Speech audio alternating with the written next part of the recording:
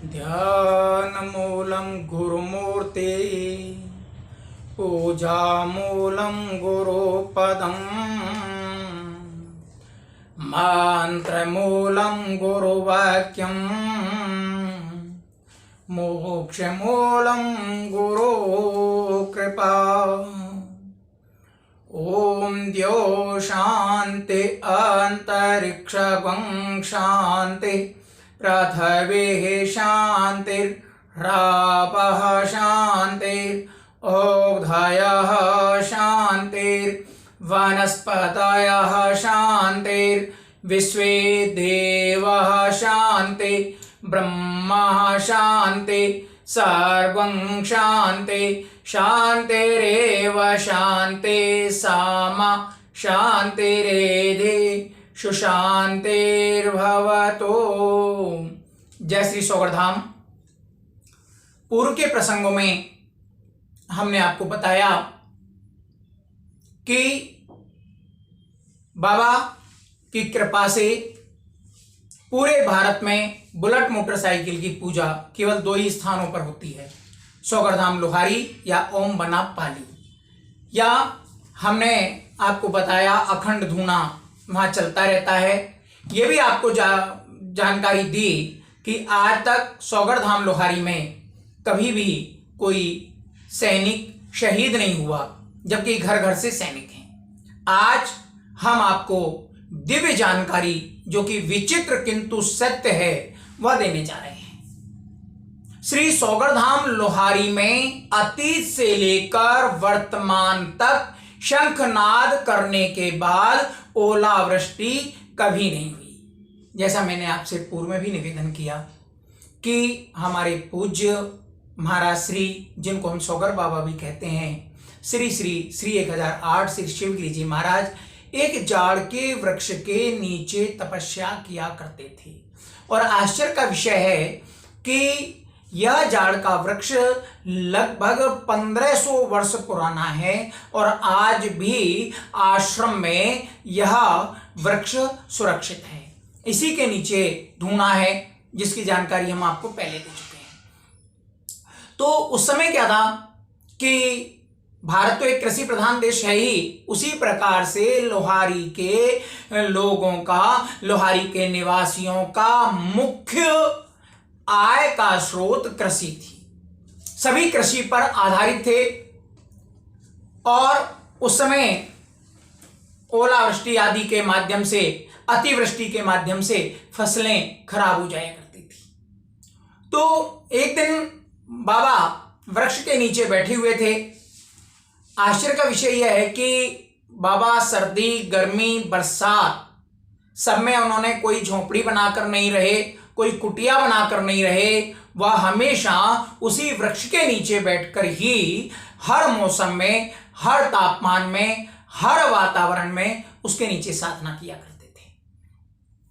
तो एक समय की बात है कि अंधकार छा गया, सर्दी के दिन थे, पौष का महीना था, बारिश होने की संभावना हो गई। बारिश से तो किसान प्रफुल्लित होता है, लेकिन जब गड़गड़ाहट होने लगी और उसमें ओला वृष्टि का अंदेशा हो गया और धीरे धीरे, जैसा हमने सुना है, कुछ ओले पृथ्वी पर गिरने लगे। तो बाबा के साथ कुछ भक्त बैठे हुए थे, वह घबरा गए, बाबा से प्रार्थना की, त्राहिमाम बाबा हमारी रक्षा करो, नहीं तो हम बर्बाद हो जाएंगे, हमारे पास और कोई साधन है नहीं। और बाबा ने मुस्कुराते हुए शंख लिया और अपने मुंह से लगाया और जोर से शंखनाद किया। आश्चर्य का विषय, उसी समय वातावरण एकदम शांत हो गया, स्वच्छ मौसम हो गया। और उस समय से लेकर आज तक ये सौगरधाम लोहारी की परंपरा है कि सौगरधाम लोहारी में कभी भी ओलावृष्टि नहीं हुई। श्री शिवगिरी जी महाराज के बाद हंसगिरी जी महाराज, वह भी इस परंपरा का निर्वाह करते रहे। जब भी ओलावृष्टि होने का अंदेशा हो या 2-4 ओले पृथ्वी पर गिरे, तभी शंखनाद किया करते थे और ओलावृष्टि रुक जाती थी। हंसगिरी जी महाराज के बाद रामगिरी जी महाराज ने इस परंपरा का निर्वाह किया। रामगिरी जी महाराज के बाद में उनके शिष्य श्री हनुमंत गिरी जी महाराज हुए।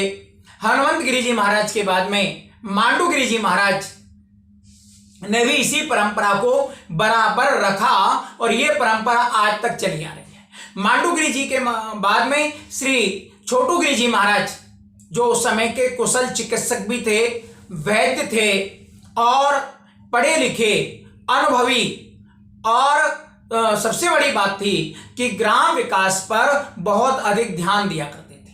उस समय कन्या पाठशाला, आज हम कहते हैं बेटी बचाओ बेटी पढ़ाओ, लेकिन ये पूर्व में ही श्री छोटूगिरी जी महाराज ने इस सिद्धांत को अपने अंतर मन में धारण कर लिया था और उस समय उन्होंने कन्या पाठशाला में 2 कमरे बनवाकर और शिक्षा की शुरुआत की थी। उनको विद्यालय लाने का श्रेय भी दिया जाता है। तो छोटूगिरी जी महाराज ने भी इस परंपरा का निर्वाह किया। छोटूगिरी जी महाराज की एक और विशेषता जो भक्तों ने देखी है, जो भक्त हमें आज भी बताते हैं कि उस समय महामारी बहुत अधिक हुआ करती थी। कभी चेचक का प्रकोप हो जाता था, कभी मलेरिया का प्रकोप हो जाता था, कभी भीषण ज्वर का प्रकोप हो जाता था।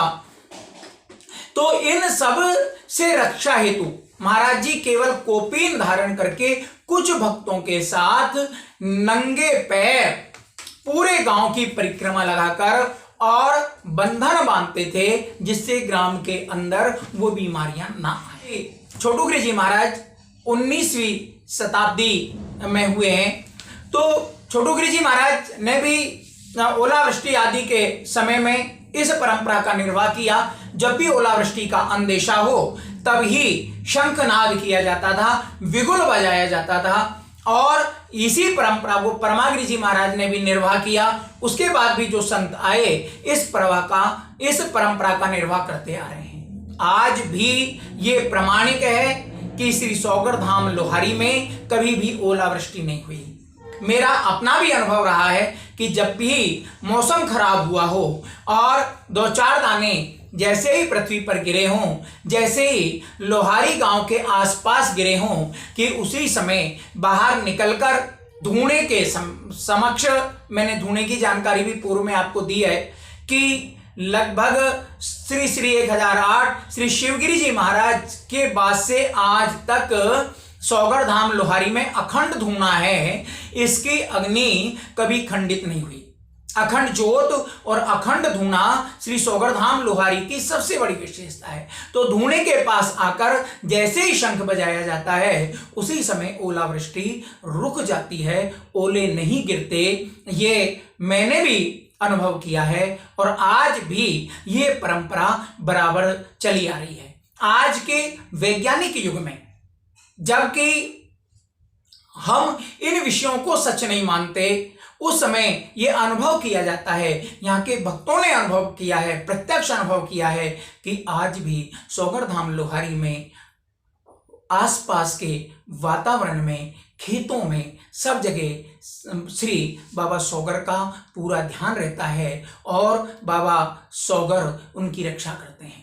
इसीलिए आज भी परंपरा के रूप में जब फसल तैयार होती है तब पहली फसल में से 1 कट्टा 5 किलो, 10 किलो, 20 किलो अनाज किसान हर घर से सबसे पहले अनाज आश्रम के लिए निकलता है और वह अनाज आश्रम के विभिन्न गतिविधियों में ही कार्य आता है।